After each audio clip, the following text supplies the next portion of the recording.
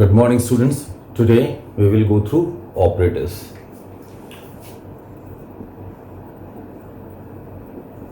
Now, what are operators? Operators, they work on operand to carry out some particular work. We say it has function. So here you see A plus B. A and B both becomes operands. Plus is an operator.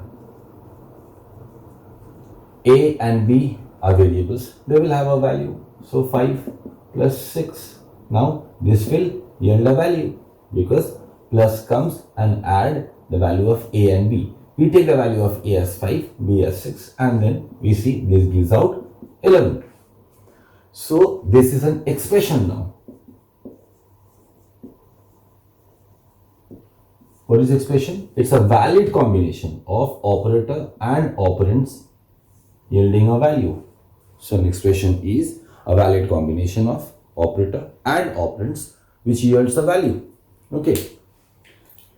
Now this operator are of different types. Okay, we will see how many are there in Java. Broadly, we have relational,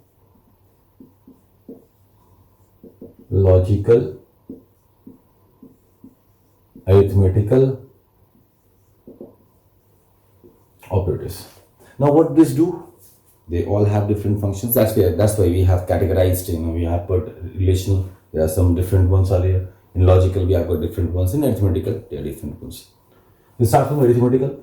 So see, what normally happens is that whatever we study in maths, we try to impose that, and if you find a relation to, if you find anything which is related somehow to arithmetic, we just try to put down everything of mathematics in the in that subject. Like we have got arithmetical here, so at the back of the head one thing runs that it must be something from maths. Yes, it is. It is like plus, minus, then we have got divide, then we have got multiplication, modulus. But here you see this in maths is taken as percentage, but here we say this as modulus. Now what it does, it takes a remainder as answer. Suppose 5 divided by 4. 4 ones are 4, remainder 1. Okay, so 4 is the divisor, 5 is dividend here, 1 is quotient, 1 is the remainder. So when we say modulus operator, remainder is taken as answer. Suppose in division, here this 1 will be taken as answer. The quotient, here the quotient is taken as answer. But here the modulus is taken as answer. Okay, we will take one more example, like you get confused for this. Suppose 21, 5 4s are 20, remainder 1. So here 1 becomes the answer here, and here 4 becomes the answer, because always division will take the quotient as answer and modulus will take 1 as answer. Okay, so they all are binary operators. All the arithmetic ones are binary operator. Why? Because this takes two operands, A plus B, A into B, where A and B both are variables. Okay, so here both are variables, and you see two operands are used. So wherever we use two operands, we say it as binary operator. Okay, whenever we use one operand, we say that as unary operator, and when we use three operands, we say that as ternary operator.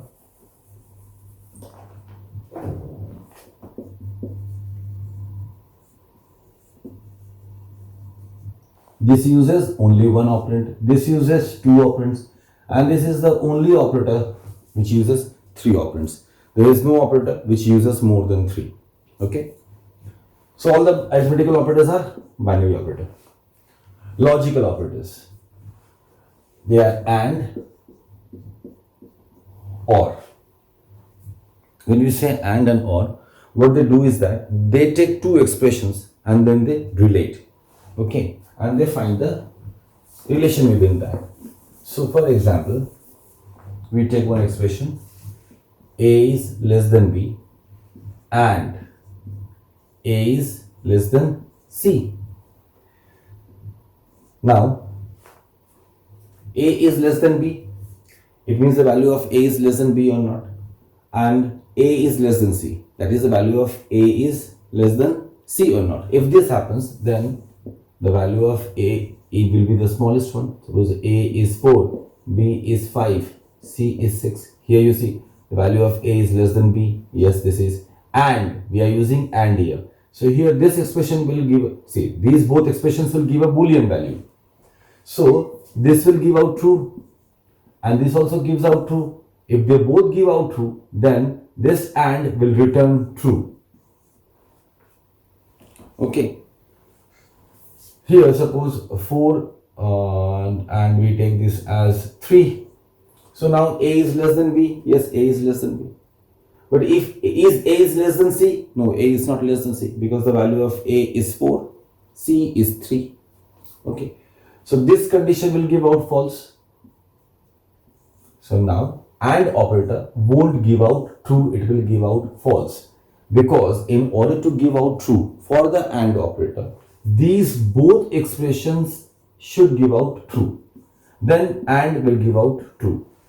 Because this gave out false, the value of A is not less than C, it will give out false. So this operator will give out false now. Obviously, we bind this in condition. Okay, we will see if how we bind two expressions in AND operator and we bind that in condition. This always gives out Boolean value.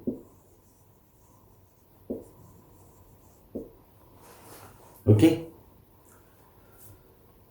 Next is relation operator. Okay.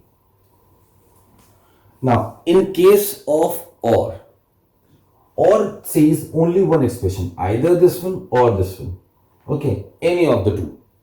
It won't take both the values together. This is the difference between and OR. If you place this as OR, in your keyboard you will find two straight lines. Okay, but we write that with a gap here. Okay, this is a non-graphical character because if you write these two lines together, it may resemble like you are writing 11 or something, isn't it, or capital I. But this is very clear that it is OR. They won't, mix up with any other alphabet or any other digit. It clearly looks that you wrote 11, and that's the way it is given in the keyboard. If you see your keyboard, this operator is given as two straight lines. Okay, but when we write this as two lines with a gap, so that it is easily identifiable that okay, it is a OR operator. So here this operator takes the value of only one. Like if this returns true, this is expression 1. Suppose we write expression 1 and this we write as expression 2. So when this operator works, it checks only one expression, either expression 1 or expression 2. If any one of them is true, this operator will return true. Because all of them are going to return Boolean value. All of them are going to return Boolean value. So this checks expression 1 or expression 2. Okay, in AND we had both the expression, they have to be true. But when we are using OR, any one has to be true. So here A is less than B. Yes, A is less than B. Okay, we write the values first. 4, 5 and 6. A is less than B. Yes, A is less than B. It won't check for the second. Okay, that's what OR does. When it sees the first expression as true, it will never check for the second. In case this returns false, then it will go and check the second expression whether it is true or not. Okay, but if this gives out true, then this will definitely won't be checked. This expression won't be checked. This gives out false, then the OR operator will go and check the next expression is true or false. Okay, if any one of them gives out true, then OR operator gives out true. Clear? I repeat once again. In AND, we need to see both the expressions, first expression and second expression. They both should return true. Okay, then the OR operator, when it is binded up in one condition, the condition will return true. Then expression 1 and expression 2 both has to return true, okay, in case of AND operator. But when you are working with OR operator, any one of them, like expression 1 or expression 2, if any one of them gives out true, the OR operator returns true. Clear? That's what the difference between AND and OR operator. Next is relation operator. Now, relation operator, what we do? We try to find the relation of two variables, like A is less than B or not. So we are finding the relation between A and B, whether it is less than or greater than. We can find A is greater than B, or is A is equal to B. The value of A is equal to B or not. Okay. Now the most common confusion is A equal to B and A equal to B. See, equal to A equal to B means we are transferring the value of B in A. Okay, so two things you need to know. One is operator associativity, and second is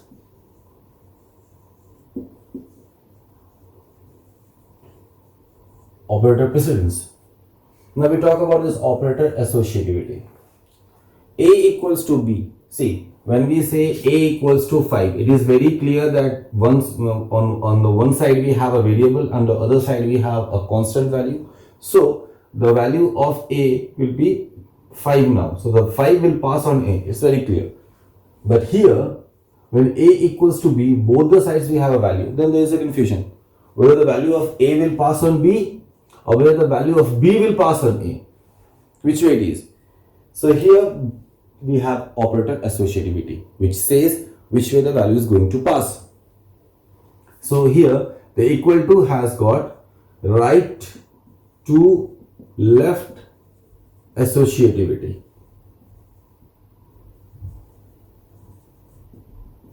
Here we have right to left associativity. It means the value of the variable present on the right side will be passed to the value of the variable present on the left side.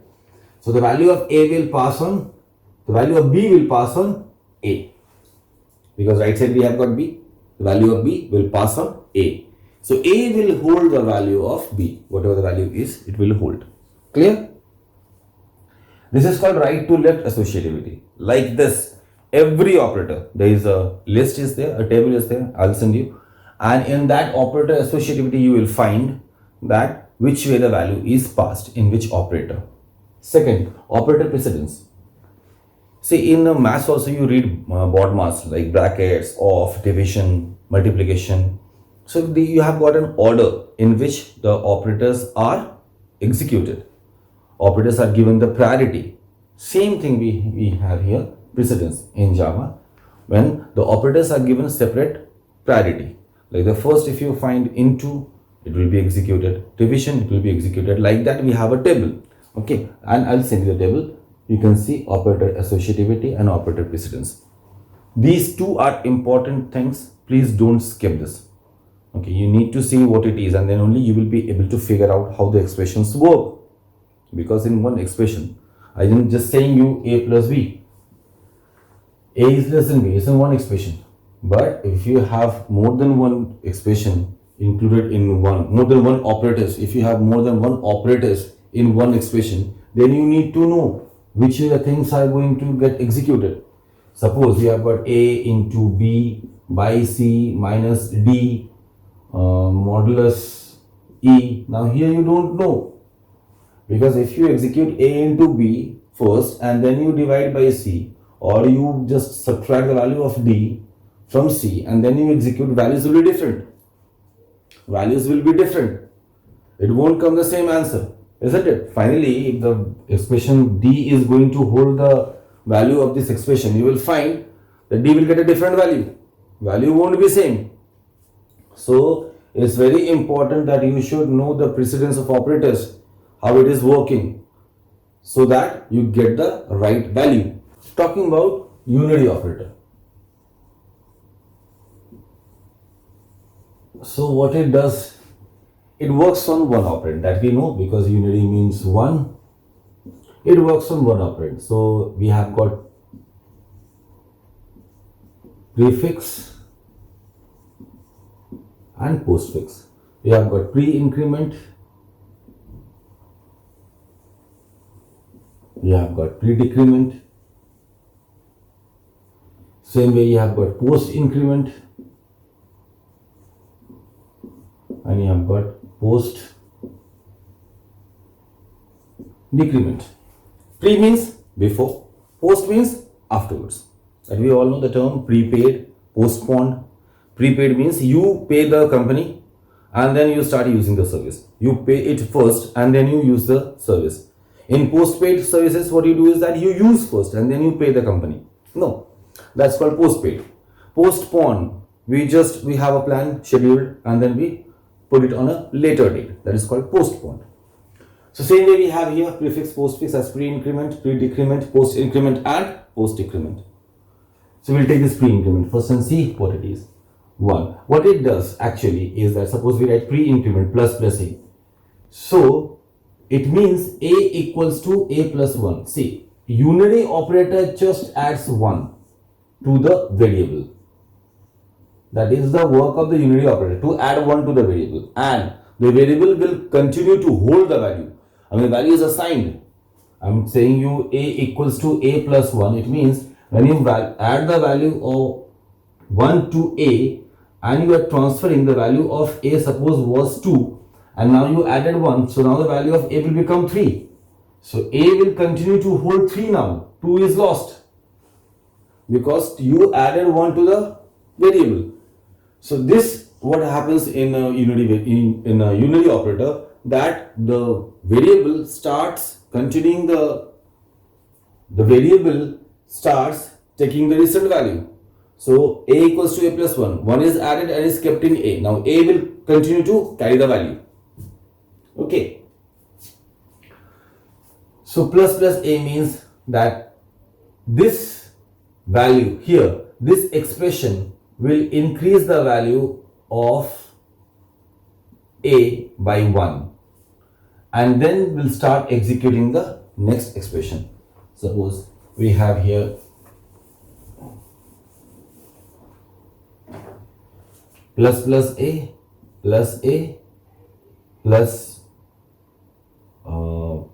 plus b plus b, and then you put it in D.